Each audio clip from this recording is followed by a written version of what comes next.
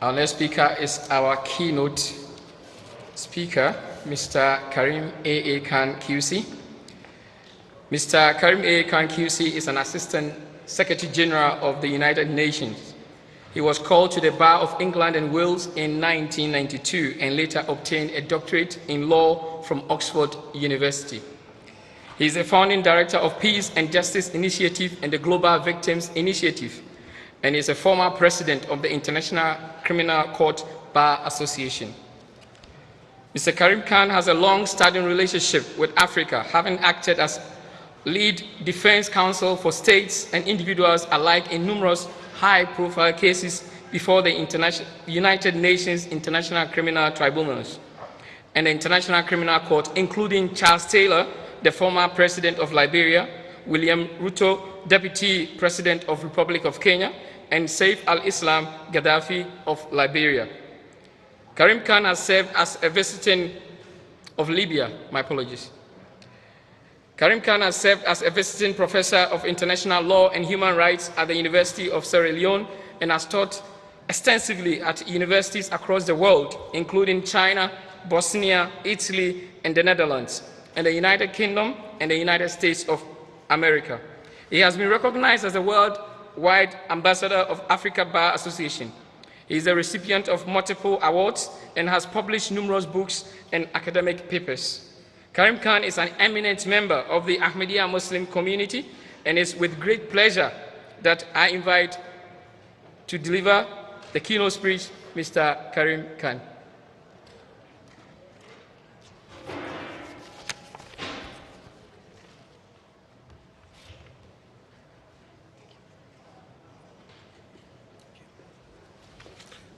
أشهد أن لا إله إلا الله وحده لا شريك له وأشهد أن محمدًا عبده ورسوله أما بعد فأعوذ بالله من الشيطان الرجيم بسم الله الرحمن الرحيم.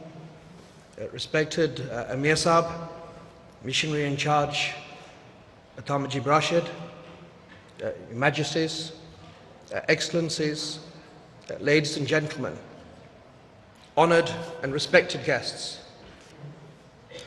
and first and foremost, brothers and sisters, because when we take away titles and privilege and positions, that's what we are. We walk shoulder to shoulder as God's creation on this earth.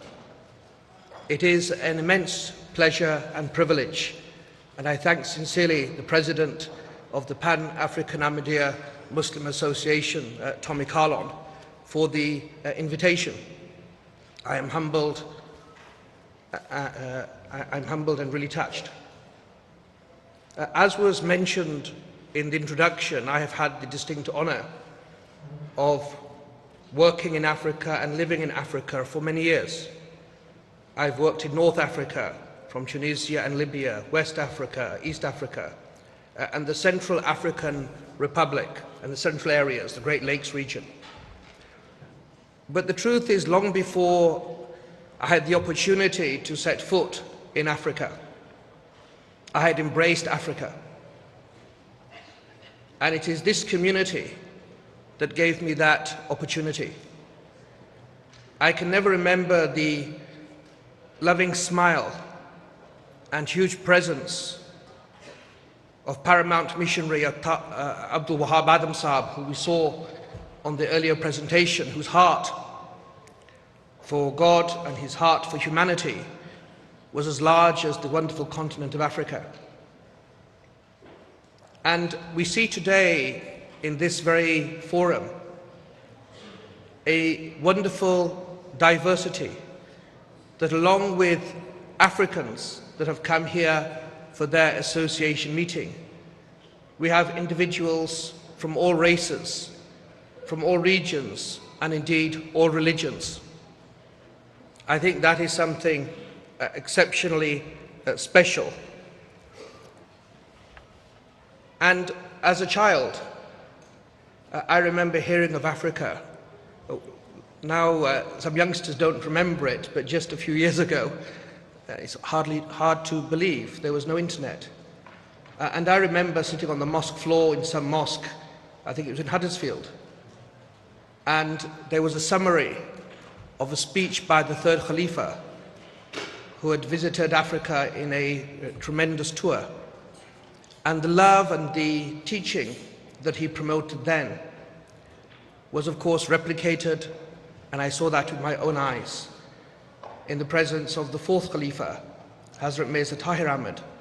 And you could see physically the way he would embrace children from Africa, but children from all races and all religions. There was nothing affected. It was absolutely a spring of love that had no end. And we've seen the same thing with the present Khalifa, and we've seen even on the video today, witness how he embraced and he physically loved people from all corners of the earth, including from the continent of Africa. And of course, in his presence, that was reinforced by his proven service to Africa for years. Nobody could say it better.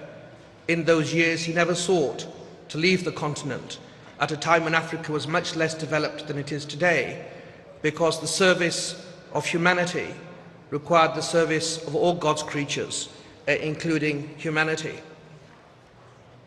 But, respected brothers and sisters, it had to be thus, because these Khalifas are servants of the Holy Prophet of Islam, the Holy Prophet Muhammad sallallahu alaihi wasallam.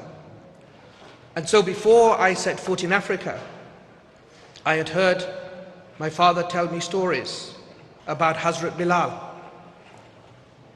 and the love of the Holy Prophet for him. And who can forget now when people are talking about immigration, who can forget for a moment the special role that Africa had in the early history of Islam, when Muslims were being persecuted terribly. They were saying, Ahad, Ahad, for that crime of believing in the unity of God.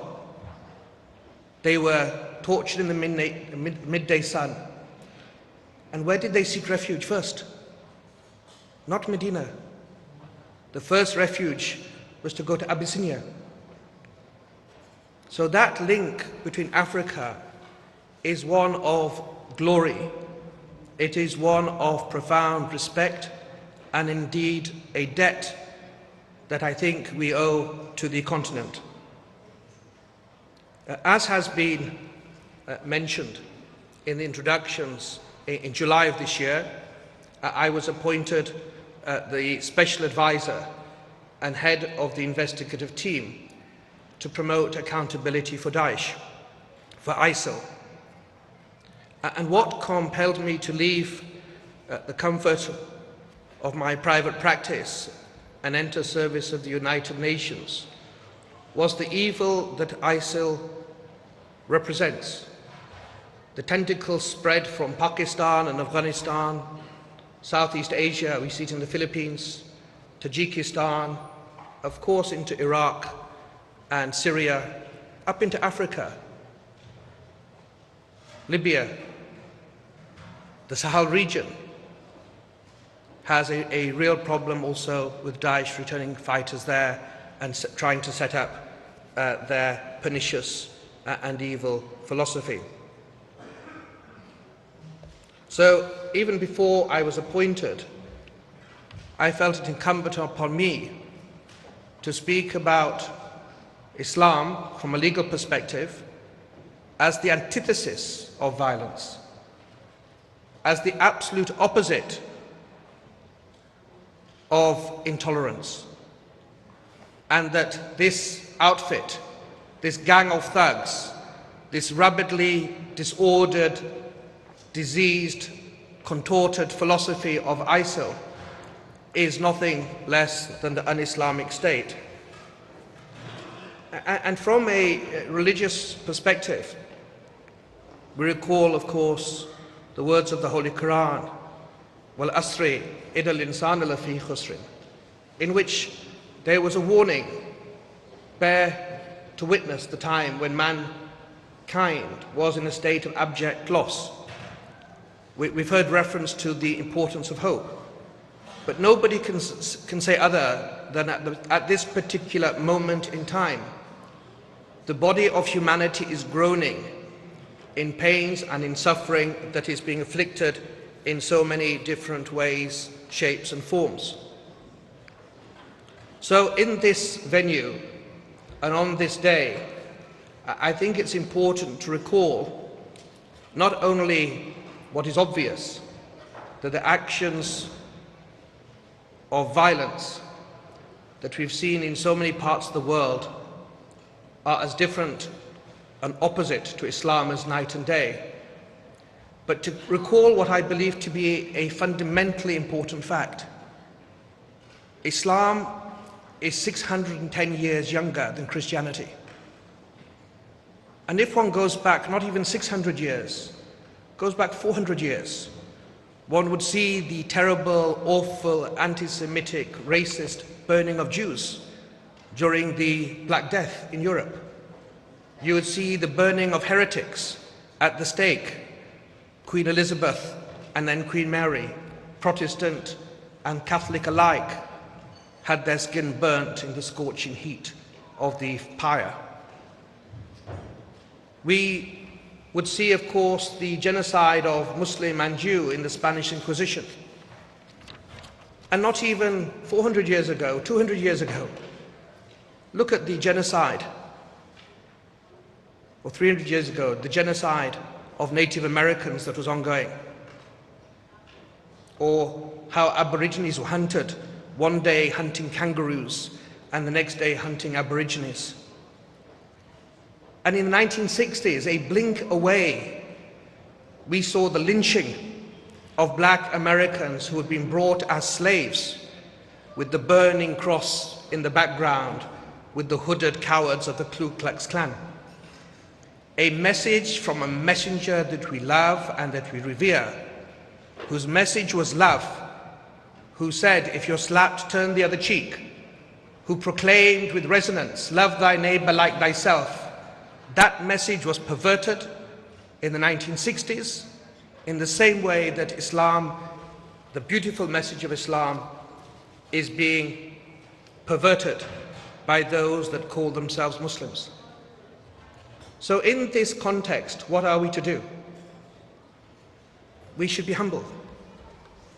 It's a strange word to say, but we should be humble and to be patient, because without that there's no chance of peace. We should be students of history and the changing tides of civilization, the highs and the lows. And in Islam, we are also taught by our Prophet that wisdom is the lost property of every Muslim.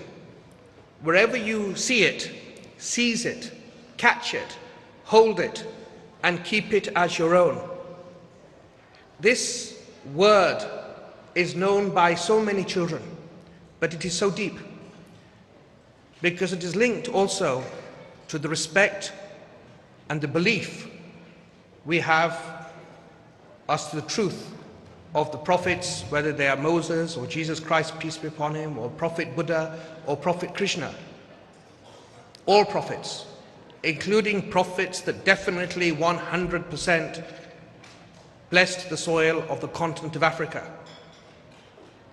This egalitarian spirit is in very short supply today.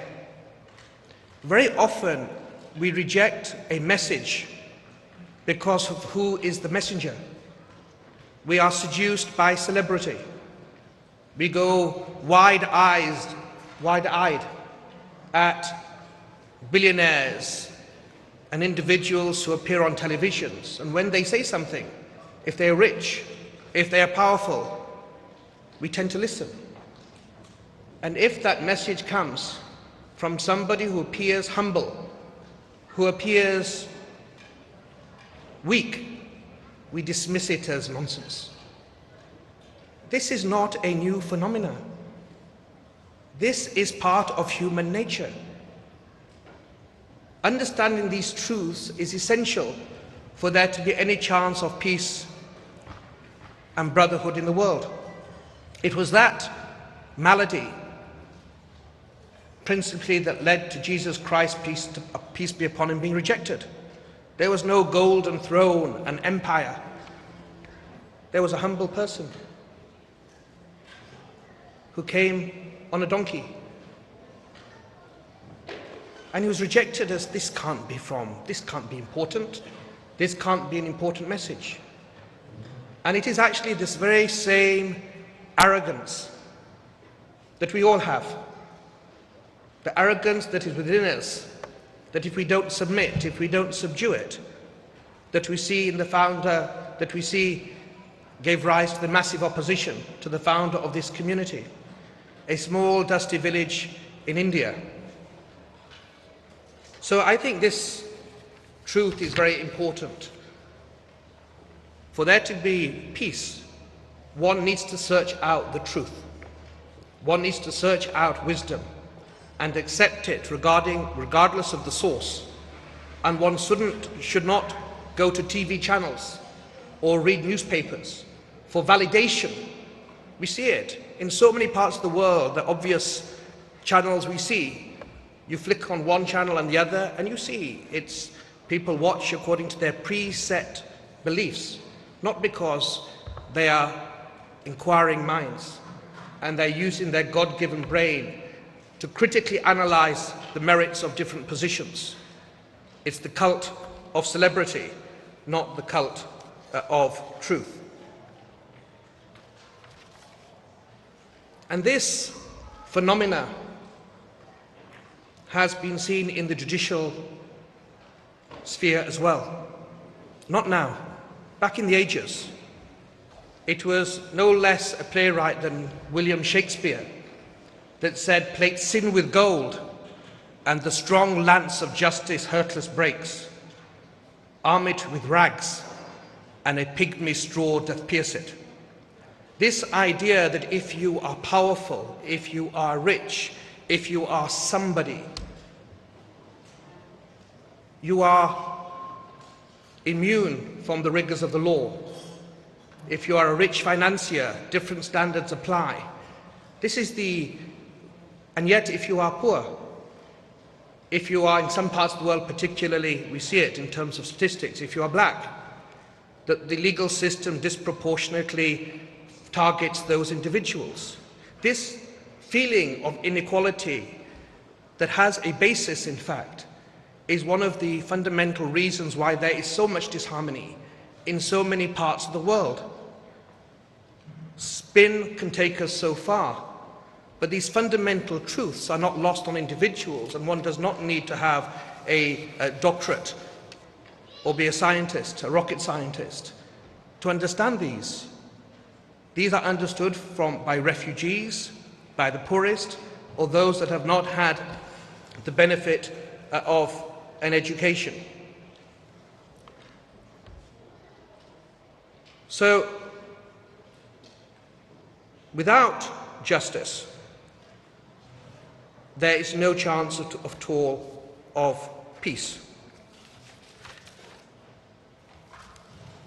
And the fourth Khalifa, Hazrat Mirza Tahir Ahmad, stated in his speech at the Queen Elizabeth Conference Centre, and it's there in his book, Islam's Response to Contemporary Issues, that peace is the child of justice. And this causal link between peace and justice is something that is an axiom. It simply cannot be denied.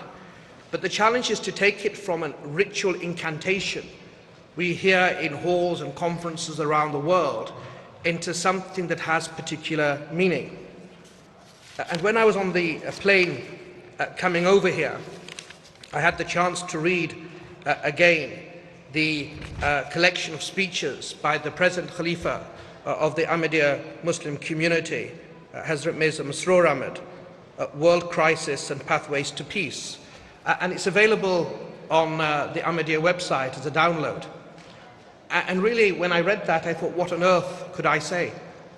Because actually, in those collection of speeches, those Friday sermons, and in those letters to religious leaders and secular heads of state and heads of government, there is clear truth as to the situation of the world and the requirement of the hour if one really wishes to move towards peace and brotherhood.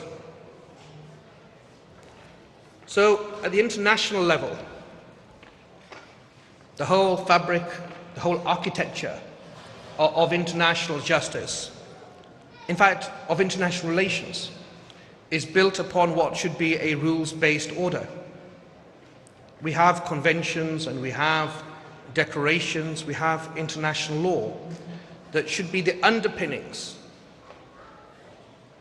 of comity of nations. And not only as a lawyer, my objective assessment is the legal framework we have today is far better, it's far more enhanced, it's far more refined than it was 30, 40 or 50 years ago. But one thing is undeniable, that it is not applied equally. We do not have absolute justice. And this is not a clarion call from heads of the Ahmadiyya Muslim community to talk about absolute justice as a prerequisite for peace. It actually erodes the very fabric of international relations. We see, for example, at the International Criminal Court, that there is murmurings, in fact more than murmurings. There was even hostility and a vibrant dialogue about the fairness of the court that was focusing principally upon African states.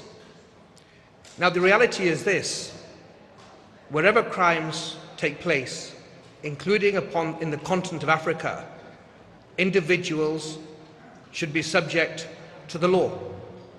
There was a saying in English history, English jurisprudence, the king is under no man but God and the law. So this idea of all of us being subject to the law is a paradigm principle.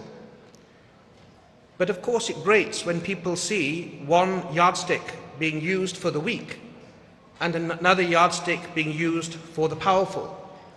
It is that disparity of treatment which gives rise to a significant amount of debate and ultimately brings the international legal order into disrepute.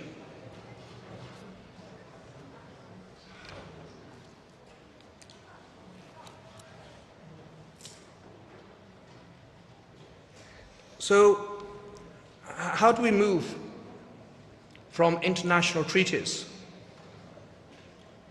and words, utterances, packaged differently, to a world in which peace and brotherhood have some substance, that they are real, not just ideals? As a teenager, I had the blessing to sit during many Majlis Irfan, their question-answer sessions that the Khalifa of the time gives. And I remember that in this question-answer session, the fourth Khalifa said something that made a massive impact upon me. Not speaking in theological terms, complicated theories, abstract concepts. Very simply, he said this: you cannot love an artist and hate his art. You cannot love a musician and hate his music. You cannot love God and hate his creation. Kindness and love is the beginning of piety.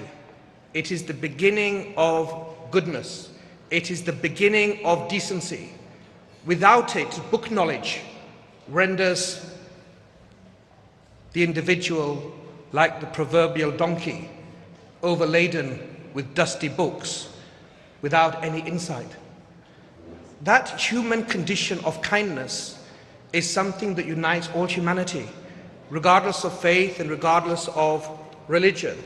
And it is something that is repeatedly emphasized, not only by the Khalifas of the time in the Ahmadiyya Muslim community, or by the promised Messiah, but by the Holy Prophet of Islam himself.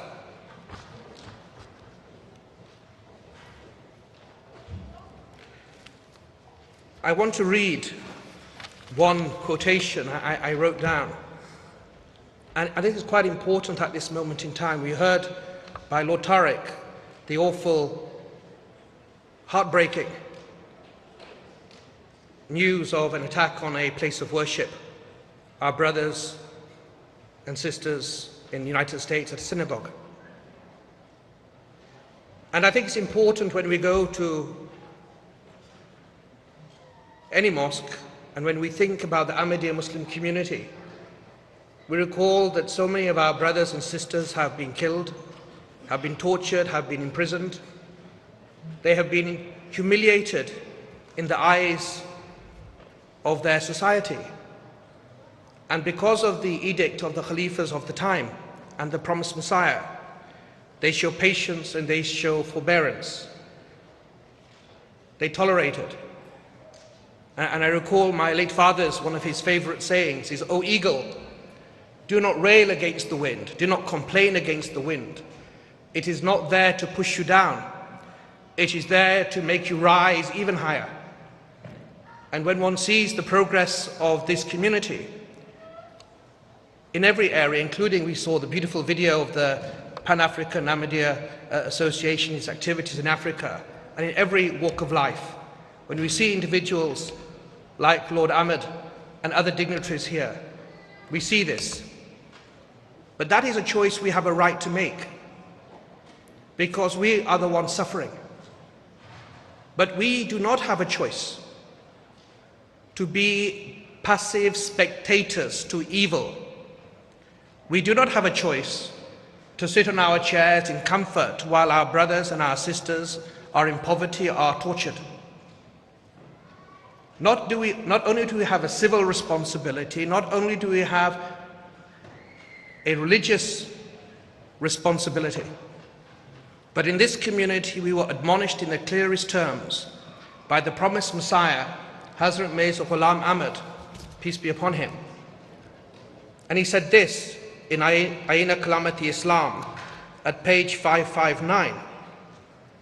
If a Muslim sees that a fire has broken out in the house of his Hindu neighbor and he does not get up and help in putting it out, I tell you truly, he is not from me.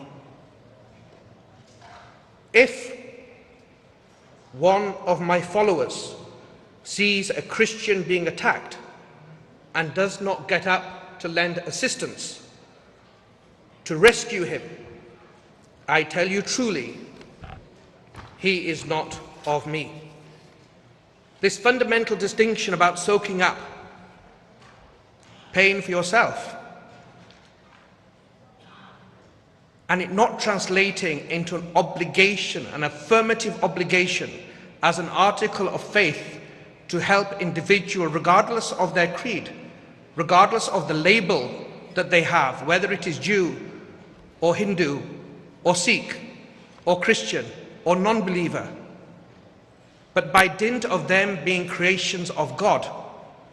That fundamental truth is one of the essential prerequisites for peace to be possible.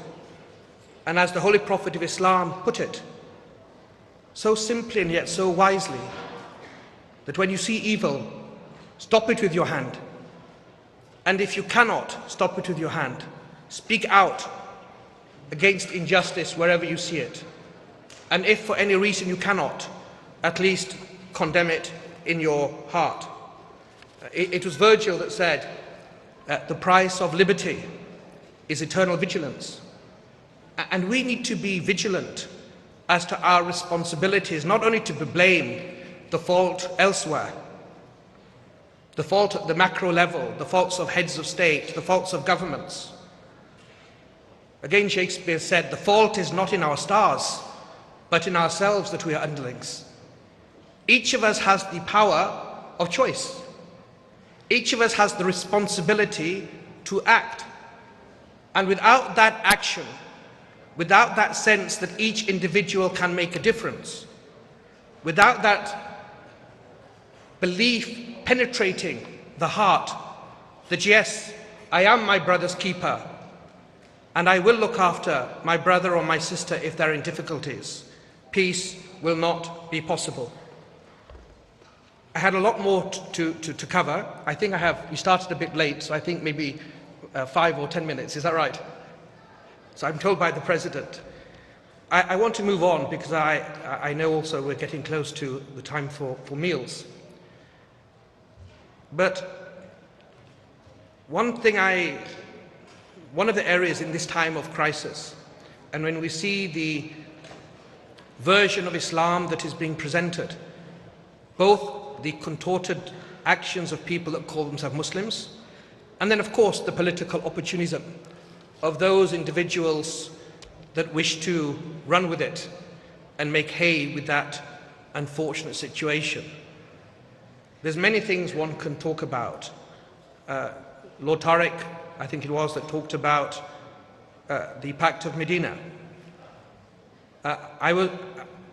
One aspect that I think is not mentioned enough is also the covenant of the Holy Prophet of Islam to the monastery at St. Catherine.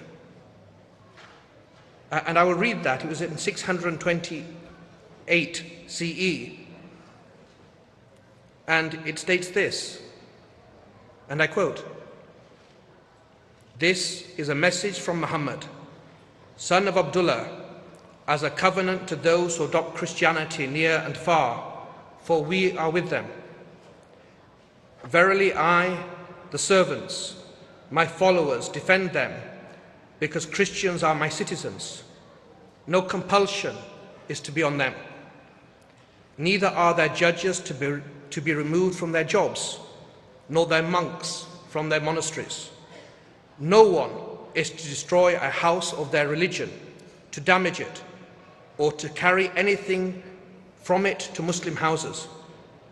Should anyone do this, they will break God's covenant and disobey his prophet. Verily they are my allies and have my secure charter against all that they hate. No one is to force them to travel or fight. The Muslims are to fight for them. If a female Christian is married to a Muslim, it is not to take place without her approval. She is not to be prevented from visiting her church to pray. Their churches are to be respected. No Muslim is to disobey this covenant until the last day." Who can forget the last sermon of the Holy Prophet? Arab is not better than non-Arab. White is not better to black or black to white, except based upon righteousness. An egalitarian principle 1,400 years ago. Imagine the crimes, slavery that have been mentioned, that go on today. And the Prophet of Islam is said, people are equal like the tooths of a comb. This charter that is the last sermon that the Prophet of Islam said should be repeated continuously to people even later on until the Day of Judgment, because they may benefit from it more than even people at that time, is something that bears very close reflection. I have to move on. We've talked about brotherhood, and the Holy Prophet of Islam also said, "None of you believes until he wishes for his brother what he wishes for himself."